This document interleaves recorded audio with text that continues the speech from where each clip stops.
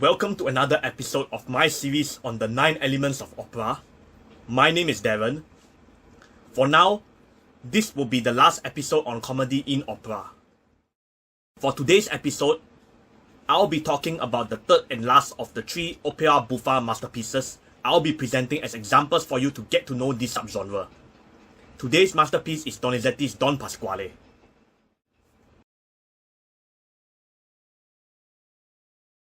Donizetti was the last of the great opera buffa composers. When he was launching his career in the 1820s, composers had to copy Rossini in some way if they wanted to have a chance at success. The 1820s was the period of Rossini mania. Donizetti was one of those composers. Over time, he freed himself from Rossini's shadow and made a name for himself through his individual style. Donizetti was a composer who was equally successful in composing tragedies and opera buffas. Don Pasquale was among the last of his opera buffas. It was an opera which is said to sum up his experience in writing opera buffas up to that point. This opera was composed for the Théâtre Italien, the opera house in Paris, exclusively for Italian opera. Paris was the cultural capital of Europe at that time. As befitting the reputation of the venue of Don Pasquale's premiere, 4 of the best singers in Europe were cast in the opera's 4 lead roles. Each of them was at the apex of their vocal categories. Don Pasquale thus not only became famous for the quality of his music, but also for his technical accomplishment. Unlike Don Giovanni and Il Barbiere di Siviglia, Don Pasquale doesn't open with either of his pair of lovers. Instead, it opens with the title role of the opera wanting to marry a young wife. This title role is Don Pasquale, a rich elderly man. When his close friend Dr. Malatesta recommends his sister, Don Pasquale eagerly accepts. He prepares to disinherit and evict his nephew, Ernesto, who's the male lover in this opera. Don Pasquale no longer has a need for Ernesto because of 2 reasons. Firstly, he's going to produce his own heir. Secondly, Ernesto refuses to renounce his relationship with Norina, a poor widow. Norina is the female lover in this opera. She receives a letter from Ernesto terminating their relationship because he now has to fend for himself after being dispossessed by his uncle. It so happens that Dr. Malatesta pays her a visit just as she received that letter. Dr. Malatesta has come to rope Norina in for his scheme. Wanting to help Norina and Ernesto get together, he asks Norina to impersonate his sister, whom he'll offer, in inverted commas, in marriage to Don Pasquale. Norina will make Don Pasquale painfully regret his idea of marrying a young woman. So, he will take back Ernesto and allow them to be together. Norina consents to being a part of Dr. Malatesta's scheme. Ernesto gets ready to leave Don Pasquale's home. Then it's time for the climax of the opera, where we'll see Norina and Dr. Malatesta implement their scheme. During the climax of the opera, Dr. Malatesta brings Norina, who's disguised herself as his sister, Sofonia, to meet Don Pasquale. To make Don Pasquale fall for her quickly, Norina deliberately puts on an act as a shy, innocent young convent girl. Don Pasquale falls headlong into a trap right away. Seeing that Don Pasquale has swallowed the bait, Dr. Malatesta organizes the sham wedding ceremony between Don Pasquale and Norina. Just as they are about to sign the marriage documents, Ernesto demands entry into Don Pasquale's house. After Don Pasquale lets him in, Ernesto almost exposes Dr. Malatesta's scheme when his eyes come into contact with Norina, who's in disguise as Sofonia. Dr. Malatesta manages to intervene in time, warning Ernesto not to do anything stupid unless he wants to lose Norina forever. He strong-arms Ernesto into being a second witness for the wedding ceremony. Immediately after the ceremony, Norina transforms Sofonia into a wife from hell. Don Pasquale is horrified at the change, again, in inverted commas, in Sofonia's behavior. Norina executes the next stage of Dr. Malatesta's scheme. She insists on having Ernesto around as an escort and willfully squanders a big sum of Don Pasquale's money. Don Pasquale's nightmare marriage officially kicks off. The climax ends with Don Pasquale overcome by fury and the other lead characters rejoicing at this welcome turn of events. Norina and Dr. Malatesta are pleased that their scheme is running smoothly. Ernesto, who has come to realize what they are up to, is pleased with watching how badly his uncle is doing.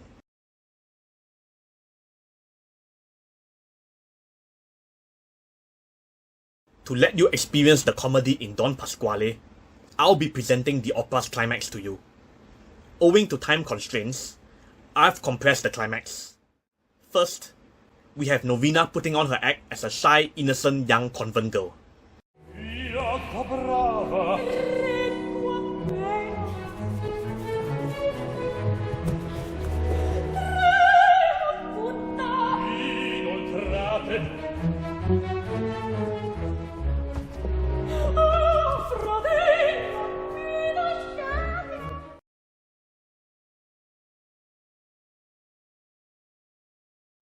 Don Pasquale falls headlong into a trap.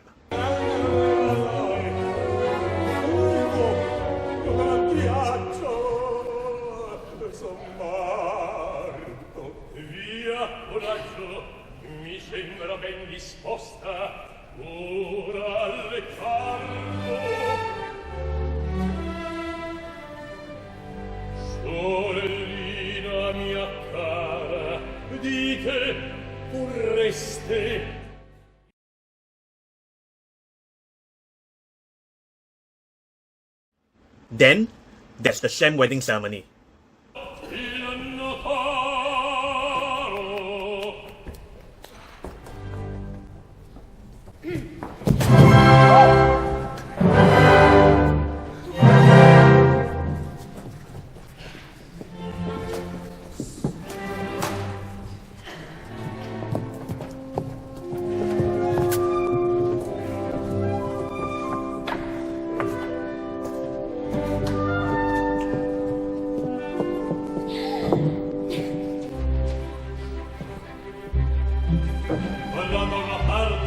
Etcetera, soffrone alla testa, Donizetti eccetera con tutto quel che resta. E d'altra parte eccetera, Pasquale da corrico.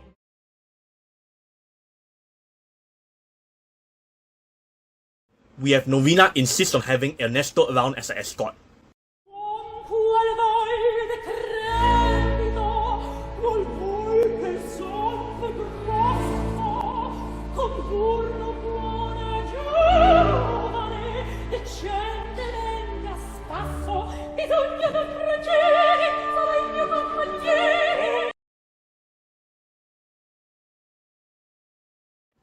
She transforms into the wife from hell.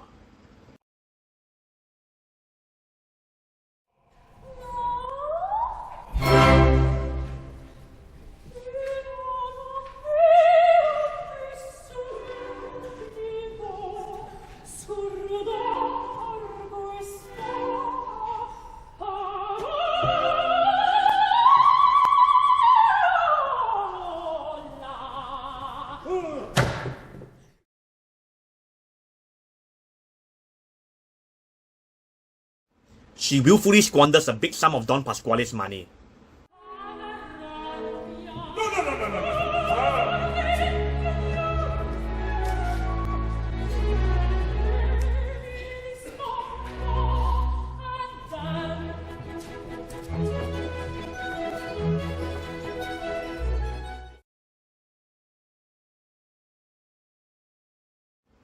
Don Pasquale's nightmare marriage officially kicks off.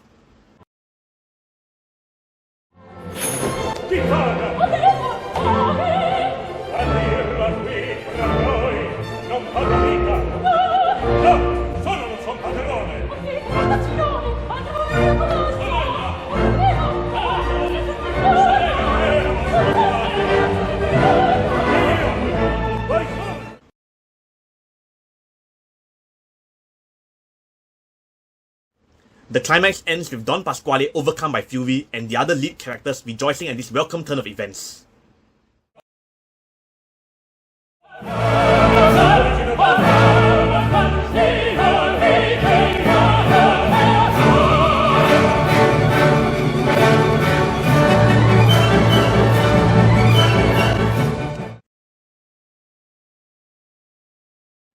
When the final part of the opera commences, Norina's continuing to make Don Pasquale's marriage a living nightmare.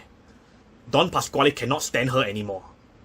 He confronts Norina when she returns from the theatre. They get into a heated quarrel. An insult from Don Pasquale angers Norina so much she slaps him. Upon receiving that slap, Don Pasquale breaks down in complete despair. Norina sees that she might have gone a bit too far. For a moment, Don Pasquale's breakdown moves her heart to pity. Norina stops for a while, but eventually she hardens her heart and continues with Dr. Malatesta's scheme. When she's had enough, she storms off, leaving a note. It's a note on a secret rendezvous that night. Don Pasquale calls Dr. Malatesta over to discuss the note. They decide to lie in ambush at the meeting spot and spring it on Norina and the person she's meeting when he appears. Norina stages the rendezvous. Don Pasquale and Dr. Malatesta spring the ambush. Seizing the opportunity, Dr. Malatesta advises Don Pasquale to divorce Sophronia, take back Ernesto, and approve his marriage with Norina. Don Pasquale unhesitatingly agrees. Norina reveals her real identity.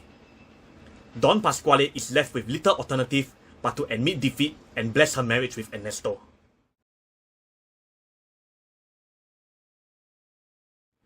Ever since I first heard Don Pasquale, this opera has always occupied a special place in my heart. It's true that it has a typical opera buffa plot, with a pair of lovers trying to surmount the opposition of a stubborn authority figure. However, there's a certain part of the plot which makes it more relatable for me than the others. It's the part where Ernesto is forced to abandon Norina because his uncle Don Pasquale has thrown him out. I can empathize with Ernesto's predicament. All this while, he has been living what I suppose to be a life of comfort and ease under Don Pasquale's roof on the expectation that he'll inherit Don Pasquale's fortune. To lose that all of a sudden when Don Pasquale boots him out into the cold, cruel world, Ernesto's world must have collapsed in that instant. He knows he can no longer afford to be with Norina.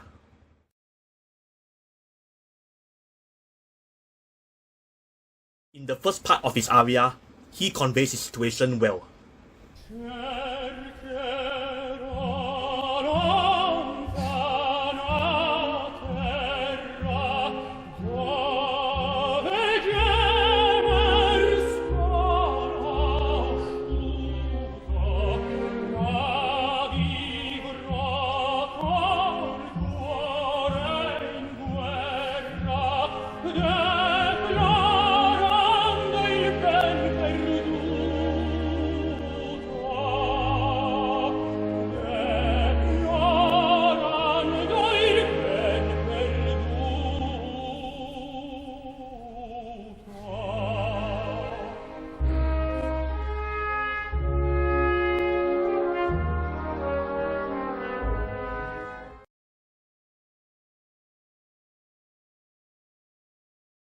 In the second part of his aria, my heart really goes out to him. Even when all hope has ended for Ernesto, he still continues to put Norina above him, offering up his best wishes for her.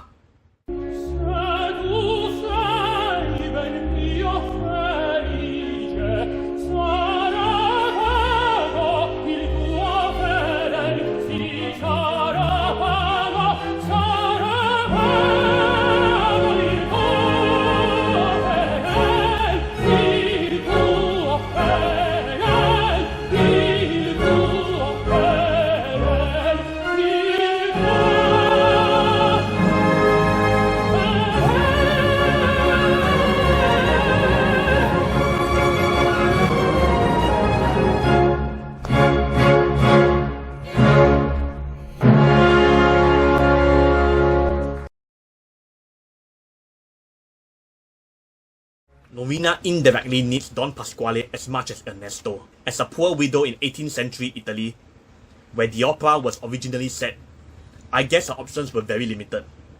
It's not as if she could hunt for a job, or she could look for another man. Hence, for me, even if I frankly find the events during Norina's sham marriage to Don Pasquale very funny, I think that Ernesto's and Norina's circumstances give it more substance than the typical opera buffa. Norina isn't playing her pranks on Don Pasquale out of fancy. She's doing it for both her and Ernesto's survival. That makes it all the more satisfying when Norina's mischief manages to convince Don Pasquale to dispel the notion of getting married and grant her and Ernesto his permission to marry.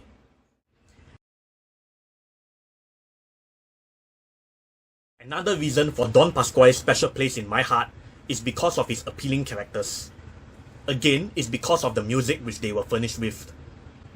Donizetti's music might not be as potent as Mozart's, in the sense that his characters don't have as much depth in emotion or intensity of expression. His music might not be as animated as Rossini's, in the sense that it doesn't contain as much comic energy, not even during its climax, which really reminds me of Rossini's hilarious ensembles. Nevertheless, Donizetti's music was able to achieve a combination of both Mozart's and Rossini's greatest virtues. It gives the characters enough humanity to be believable and enough spirit for them to have some force of personality. There's the pitiful Ernesto, whom we got to hear earlier. There's the wise and friendly Dr. Malatesta, who seeks to dissuade Don Pasquale from his foolish idea of marrying a young woman and who has compassion for the lovers Ernesto and Norina. There's Don Pasquale, whose stinginess and irritability makes him the butt of all jokes in this opera. There's the vivacious Norina. Norina is one of my favourite characters in all of opera because she has a strong sense of fun, and I feel that she gives the best of herself in everything she does, whether it's scheming with Dr. Malatesta, duping Don Pasquale, and or driving him crazy.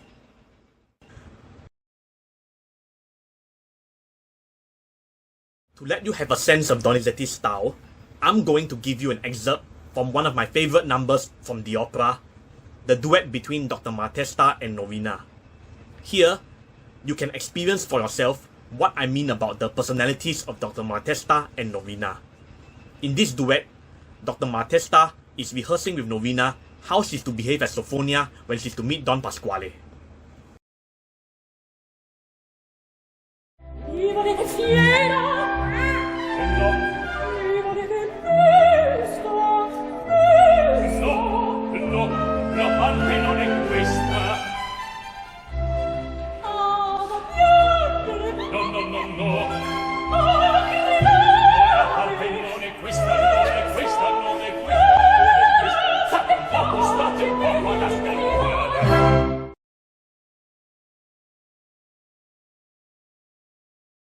Did you see Norina monkeying around? That's why I find her so cute. She continues to monkey around when Dr. Malatesta decides she should try the shy and innocent approach. vergogno, Brava. Brava, e concetto va benissimo così.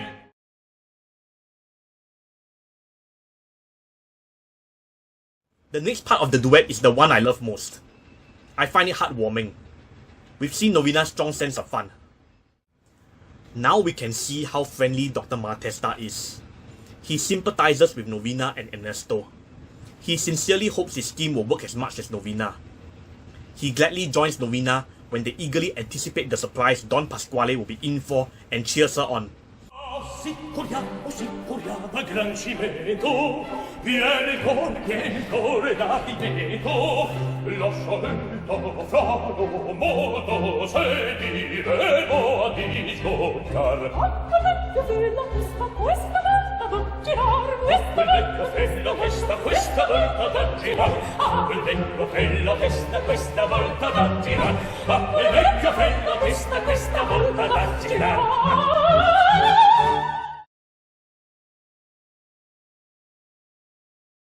In this performance, he even accompanies her as she continues monkeying around, which touches me.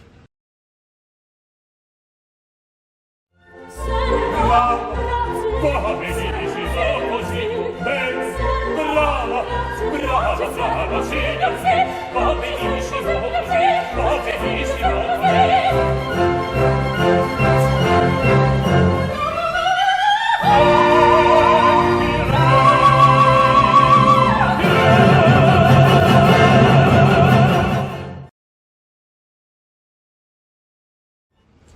Every opera has appealing characters, but another of the things I especially like about Don Pasquale is how balanced his characters are.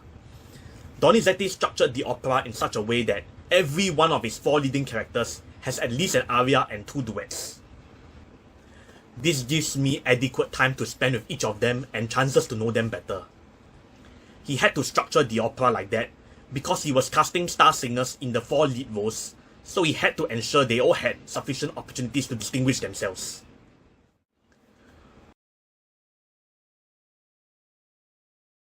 Finally, there are the ensembles in Don Pasquale. Why Don Pasquale is able to run a close second to Il Barbiere di Siviglia is because of the quality of his ensembles.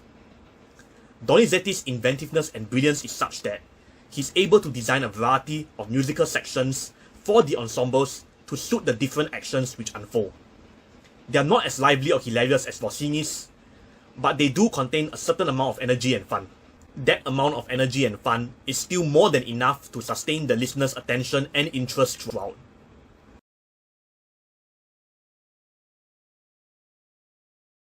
Here, we have Donizetti playing a musical joke by using the music that sounds like a pair of little boys getting their next prank ready to describe the way Don Pasquale and Dr. Malatesta discuss the note on Norina's secret rendezvous.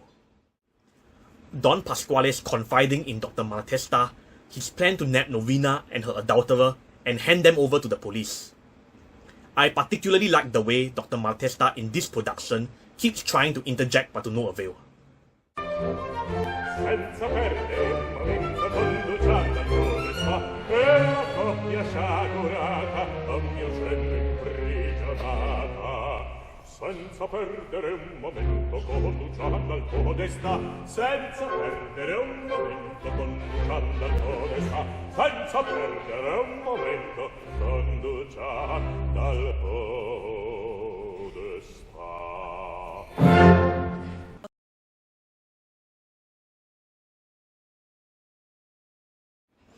And then, after that section, Dr. Malatesta tells Don Pasquale his plan to release Norina and her adulterer, instead with a strong warning.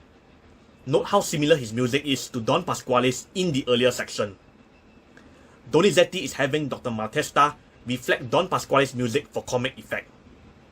It makes it funnier when we hear how Dr. Malatesta is coming up with his own plan, albeit one that's puncturing Don Pasquale's.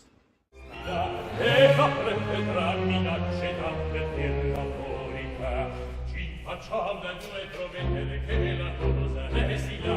Ci facciamo due promette che la cosa resti là. Ci facciamo due promette che la cosa resti là.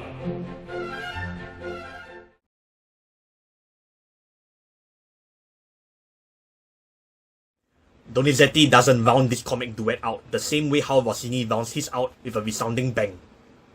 Instead, he rounds his out with a demonstration of patter singing by both soloists. Patter singing is a type of singing which singers in the comic opera repertoire specialize in, where they fire out a series of phrases at machine gun speed. It's very appropriate when you think how a comic duet like this needs uniquely comical singing to end it. The rapid fire singing has enough energy to release all which had been silently accumulating over the course of the duet.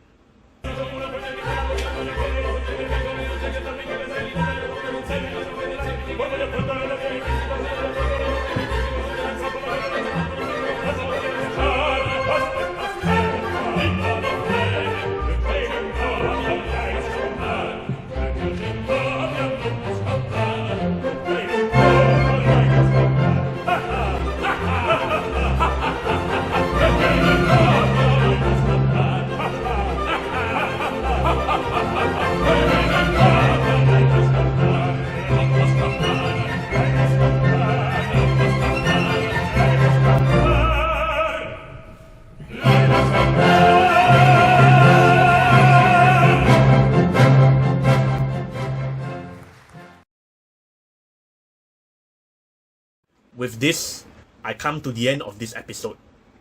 During the past 3 episodes, I've introduced you to 3 of the greatest opera buffa composers through their greatest masterpieces in the subgenre.